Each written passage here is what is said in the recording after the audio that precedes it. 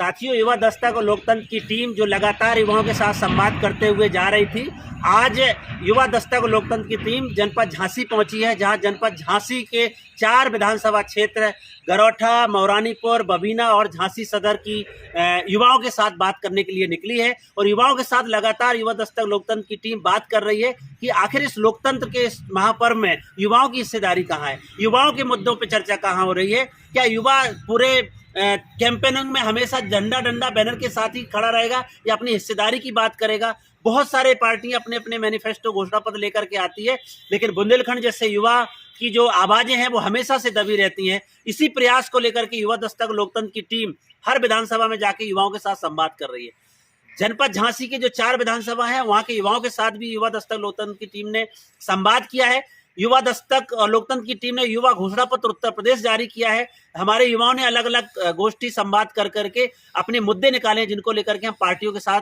Party के नेताओं के साथ और इस विधानसभा में चुनाव लड़ रहे प्रत्याशियों के साथ सवाल जवाब करने के लिए आए हैं कि आखिर इस लोकतंत्र के चुनाव में युवाओं की हिस्सेदारी का एजेंडा क्या है, उस पार्टी का और उस पार्टी के प्रत्याशी का युवाओं की हिस्सेदारी का एजेंडा क्या है। इन्हीं तमाम सवालों को लेकर के हमारे झांसी के 4 विधानसभा के युवाओं ने अपनी अपनी बात रखी है, जो हमारे इस युवा दस्तक लोकतंत्र टीम के बैनर तले अपनी आवाज को इस उत्तर प्रदेश चुनाव में रखने जा रहे हैं। और उत्तर प्रदेश के युवाओं की आवाज बुलंद करने के लिए हम आप सबसे भी अपील करते हैं कि हमारे इस अभियान में जुड़े और साथ दें। जय सावित्री फातिमा, मेरा नाम रेहाना मंसूरी है और आज हम झांसी सदर विधानसभा पहुंचे हैं क्योंकि जो हम सभी 22 युवा साथियों ने एक कैंपेन शुरू किया था, उसके चलते युवा दस्तक और लोकतंत्र, तो लोकतंत्र में युवाओं की हिस्सेदारी कितनी है। आज हम जब बात कर रहे हैं झांसी की, तो झांसी क्योंकि झांसी की रानी के नाम से, झलकारी बाई जी के नाम से जानी जाती है झांसी, तो यहाँ पर वीरांगनाओं ने जन्म लिया है और वीरांगनाओं की गाथाएं बहुत सारी हैं। वहीं अगर हम चुनाव में देखते हैं तो महिलाओं को कितनी हिस्सेदारी मिली है, क्योंकि ये रणभूमि है उस वीरांगना की, उस महिला की जिसके नाम से पूरे देश विदेश में एक नाम है कि झांसी की रानी झांसी की थी। तो इस झांसी में कितनी रानियां, कितनी झलकारियां पैदा की हैं और कितनी झलकारी, कितनी रानी मनु को कितनी मनुबाई को इस रण क्षेत्र में उतारा है, ये भी एक सवाल है कि जब हम बराबरी की बात करते हैं, हिस्सेदारी की बात करते हैं, तो महिलाओं को कितने हिस्सेदारी मिलती है, वो चाहे अगर समाज में हो या किसी पार्टी में हो। क्योंकि पार्टी में राजनीतिक रूप में अगर किसी महिला की हिस्सेदारी होती है तो साफ बोला जाता है कि राजनीति एक गंदा खेल है, उसमें महिलाओं का जाना वर्जित है। जब महिलाएं रण क्षेत्र में जाके पुरुषों से बराबर पे कंधा मिला के लड़ाई लड़ रही हैं, फाइटर प्लेन उड़ा रही हैं, तो फिर इस जो युवा लोकतंत्र है जिसकी हम बात कर रहे हैं, जो हमारा एक पर्व है लोकतंत्र का, उसमें हमारी हिस्सेदारी बराबरी की क्यों नहीं होती है? क्यों कोई पार्टी प्रत्याशी महिला नहीं देती है? यदि ये एजेंडा हो जाए, ये एक नियम बन जाए कि महिलाओं की 50% भागीदारी हर क्षेत्र में करी जा रही है, तो इसमें भी लोकतंत्र के चुनाव में भी और जो हमारा जो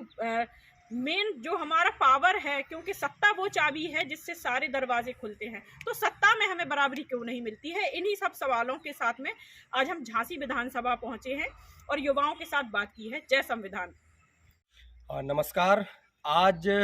आप सभी हमारे साथ युवा दस्तक और लोकतंत्र की टीम का जो कारवां है, आज जो पहुंचा है जनपद झांसी में, और आप मेरे साथ यानी प्रेम नारायण सिंह पाल के साथ पहुंचे हैं जनपद झांसी में। जनपद झांसी वो जगह है जो इतिहास में या पौराणिक काल में उसका हर जगह पर वर्णन मिलता है, हर जगह पर उसका उल्लेख होता है, किंतु आज जो स्थिति है, आज का जो माहौल है, वहाँ पर युवा जिन मुद्दों पे बात कर रहा है, युवा कह रहा है कि झांसी स्पिनिंग मिल को बंद हुए जहाँ 20 साल 25 साल हो गए हैं, वहाँ पर कार्यरत तमाम मजदूर जिन्होंने उस समय कार्य किया और वो स्वर्गवासी हो गए, इस दुनिया को छोड़कर चले गए, बहुत सारे लोग आज संघर्ष कर रहे हैं, उनका पैसा नहीं मिल रहा है। वो झांसी जिसको रानी लक्ष्मीबाई के नाम से जाना जाता है, और उन लक्ष्मीबाई को जो प्रजा के लिए, जनता के लिए सारे कार्य करती थी, उस झांसी के अंदर पेयजल की बहुत सारी समस्याएं हैं। उसी झांसी के अंदर जो यहाँ बेतवा नदी के बहुत सारा ऐसा किनारा है, बॉर्डर है जहाँ से बेतवा नदी गुजरती है, वहाँ से बड़ी मात्रा में खनन किया जाता है। लेकिन उस खनन का जो राजस्व होता है वो झांसी के या बुंदेलखंड के विकास में नहीं लगाया जाता है। ये वो झांसी है जिसमें बहुत सारे क्रेशर्स लगे हुए हैं और उन क्रेशर से जो राजस्व आता है उससे बहुत सारे लोग अपने आप को बाहुबली बना लेते हैं, धनाढ्य बन जाते हैं, लेकिन उसको बुंदेलखंड के विकास में नहीं लगाया जाता है। ये वो झांसी है जहां पर बांध बना करके नदी की धारा को रोक करके बिजली का उत्पादन किया जाता है और उस बिजली को प्रदेश के अलग अलग भागों में पहुंचा करके उनको वीआईपी जिला बना करके 24-24 घंटे बिजली दी जा रही है। लेकिन अब यहाँ का युवा जाग चुका है, युवाओं ने ठाना है कि अब वो परिवर्तन करेंगे, जो बुंदेलखंड के स्वाभिमान और सम्मान का ख्याल रखेगा, जो युवाओं की हिस्सेदारी का ख्याल रखेगा, जो एससी ओबीसी माइनॉरिटी के उचित स्थान की बात करेगा, जो सभी को संवैधानिक समता, स्वतंत्रता, न्याय और बंधुत्व की परिकल्पना पर खरा उतरेगा, उसके साथ युवा जाएगा। तो साथियों, लगातार जुड़े रहिए युवा दस्तक और लोकतंत्र की टीम के साथ, युवाओं की आवाज को बुलंद करते रहिए। और हाँ, युवा दस्तक और लोकतंत्र के पेज को यूट्यूब चैनल पर और ट्विटर पर फॉलो करना ना भूलें। फॉलो करें, अपना साथ दें, अपनी आवाज को बुलंद करें और देश के हर कोने पर पहुंचाएं। जय संविधान।